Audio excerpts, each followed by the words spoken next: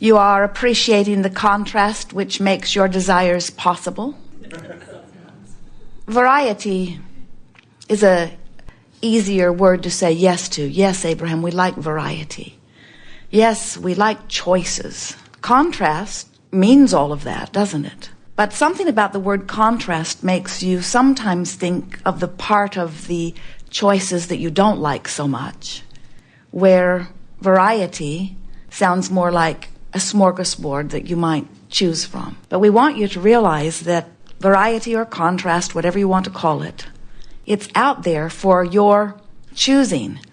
And the way you choose is by your attention to it. You don't choose by looking around and saying yes to the things you want and no to the things you don't want, because that's choosing all of it. You don't choose by joining groups that advocate some things and that push very hard against other things, because that's choosing some of all of it. Whatever you give your attention to activates a vibration within you, and that vibrational activation is your choosing of it in some way. You are extensions of source energy, and you live in a physical time-space reality, and from your non-physical point of view or from your physical point of view, you are vibrational beings first and foremost.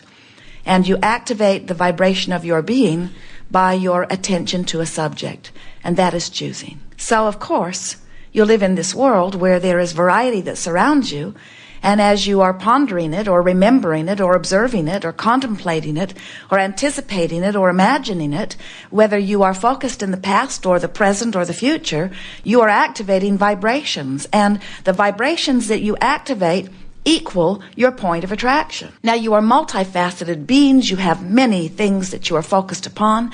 You have many different things that you do during a day, many different perspectives from your point of view.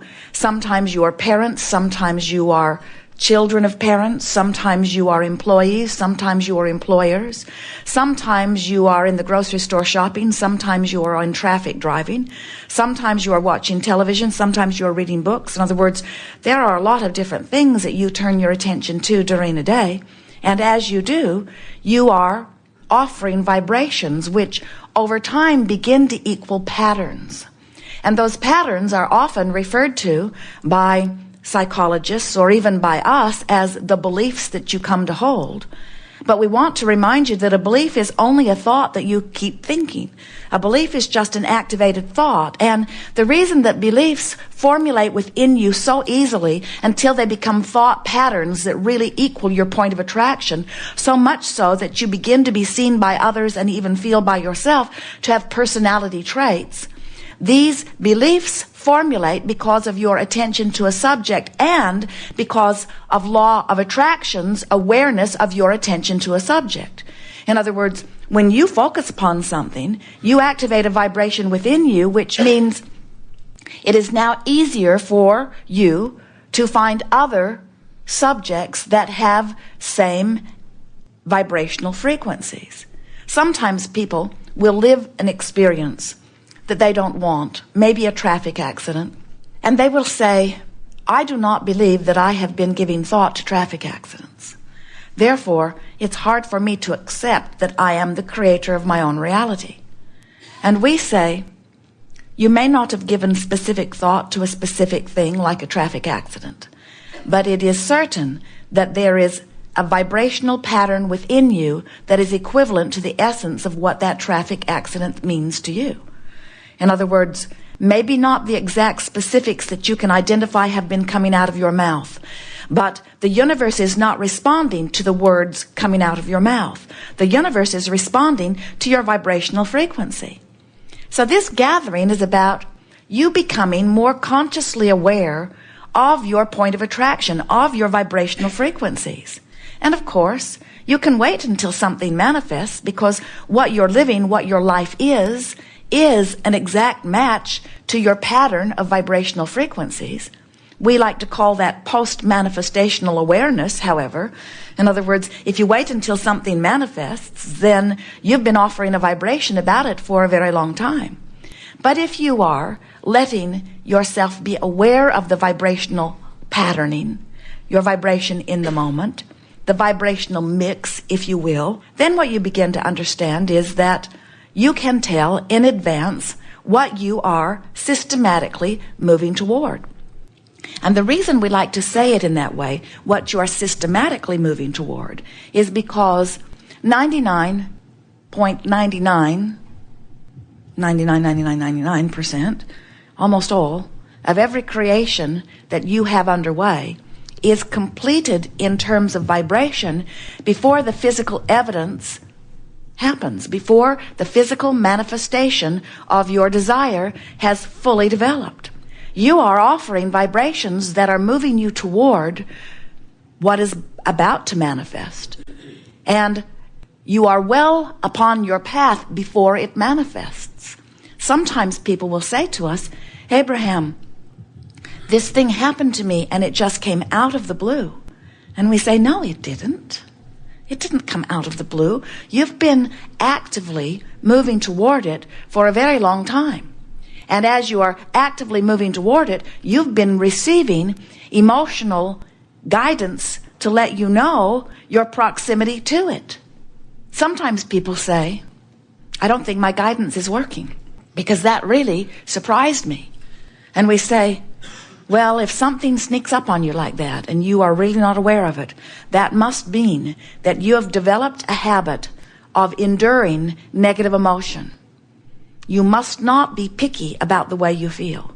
You must be willing to allow yourself to be in a range of vibration that equals emotions that don't feel that good. You can never move towards something that when you get there, you're not going to like it without having ample awareness, emotionally speaking, along the way. It just can't happen. Just as you cannot be moving towards something that you're really going to like when it happens without having awareness that you've been moving towards something that you're going to like when it happens. You will never have a happy ending to an unhappy journey. It just can't happen. But you might be unaware of the journey that you're having because you might have adjusted yourself, emotionally speaking, into being willing to endure orneriness or overwhelmment or anger or frustration or rage or revenge or feelings of utter disempowerment. In other words, you may have known it for so long, it feels normal to you.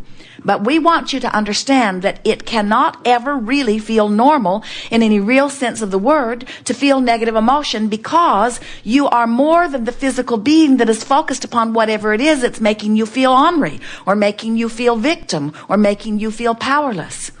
You are source energies in these physical bodies.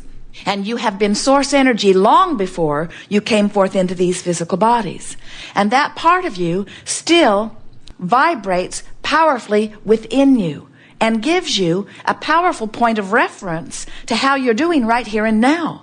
For example, that part of you knows your value and worthiness, and when you don't, you've got a split personality going on, so to speak, because the you that is really you adores you and loves you. And when you're beating up on yourself, you've got a vibration going on that's contrary to the true vibration of your being, and you're feeling some emotional response to it. That's what guilt feels like.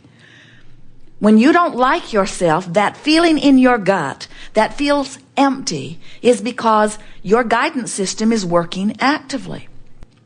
So as we are beginning here, we want to give you a keen sense of the way your guidance system works, because as you come to understand how it works, as you understand the vibrational physics of it, the law of attraction, reason for it, then you will never again not be able to effectively utilize your guidance system. As Jerry and Esther travel across the desert from Phoenix to San Diego, they know very well the direction that they must go. They must go west, and they know it's approximately 400 miles. The roads are wide open. It's not a difficult drive to make. And so even though the majority of that day that they drive, they are not where they want to be, they never get to the halfway point of about Yuma, Arizona, and freak out because they're not yet in San Diego, and then get all disoriented and turn around and go back to Phoenix. They don't go Phoenix, Yuma, Phoenix, Yuma, Phoenix, Yuma, Phoenix, Yuma, and then announce to themselves or to anyone else, San Diego is an impossible dream. Because they understand they just got to point in the direction of what they want and keep going, and logic says they must get there. And we want you to understand that that logic applies to everything. That logic applies to the journey between sickness and wellness, to the journey between not enough money and plenty of money, to the journey between a rotten relationship and a fabulous relationship. You can get anywhere that you want to go, but you have to have your eyes set on where you are going, and you have to achieve vibrational harmony with your destination. You can't achieve vibrational harmony with where you are and move very far, very fast from where you are.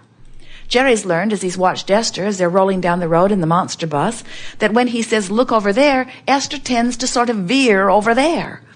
He now just says, look over there, pointing straight down the road, because you always tend to move in the direction of your gaze. And so what we're wanting you to begin to understand is that you have the facilities within you to quantify every single journey, to make it as understandable as a simple trip from Phoenix to San Diego. And unless you quantify your journey, then you could be well along your way to whatever it is that you're wanting, but because the physical evidence hasn't shown itself to you yet, and you take score about where you are in terms of manifestation instead of in terms of vibration, you'll freak out and turn around and go back to sickness. We see it happening with you frequently. You're well along your way, almost upon the brink of a major breakthrough relative to the selling of a property, or relative to the receiving of money, or relative to the meeting of someone you love. You're well along the way, but then you stop and take score of where you are and reactivate the vibration that causes disappointment to waft over you. And then you have, in essence, halted your journey toward what you want, and often reversed it. And now you are moving in opposition to what you want, vibrationally speaking. So, we want you to leave this gathering understanding the term emotional journey. We want you to make every journey an emotional journey first. And if you will make every journey from not enough of what you want to plenty of what you want, no matter what the subject, if you'll make it an emotional journey, what you will begin to notice is the action journey, the actual journey, the physical manifestational journey, all of that will begin to come into alignment very quickly for you. We were visiting with a woman one day who said, Abraham, I hear you, but I have pain. How do I focus upon things that make me feel joyful when my body hurts as it does? And we said, we know it isn't easy, but still you must find a way to have an emotion that is separate from your physical experience. You must have the ability to find an emotion that is separate from your physical experience. We said, can you have painful arthritis in your hips and feel hopeful? Or does painful arthritis in your hips automatically mean that you must feel fearful? And she thought about it because she had never separated the pain from the emotion. She was letting the pain be the reason for the way she felt. And we say, you can't let what is be the only reason for what you feel, or you can't move at all. You've got to be able to feel apart from what is. You've got to be able to focus apart from what is, if what is will change at all. You have to find a way of looking at what is differently, or you keep activating what is. So is different faces, different places, different diseases squirting out. In other words, as soon as they cut one out of you or cure one out of you with some sort of chemical, another one squirts in to take its place, because unless you get to the vibrational cause of things, you're just putting band-aids on them. And so you're limping around in one way or another until you actually clean up the vibration. Now, let's talk about the reason that your guidance system works in the way that it does. 2 points of vibrational relativity are responsible for it. It's like the guidance systems in your vehicle. Jerry and Esther have 3 different systems now in different vehicles, but they all operate on the same premise, which is, where are you in relationship to where you want to be? So the systems calculate where they are. There are satellites in the sky and antennas on the roofs and computers in the vehicles. So where they are is known by the system. And then they program in their desired destination, and then the system gives them the route between where they are and where they want to be, sometimes verbally and visually, but the information is given. Turn this way, go this way, it's this far, and this is the way you get there. Well, you have the same guidance system within you that operates on the same two premises, the same 2 points of relativity. Where are you in relationship to where you want to be?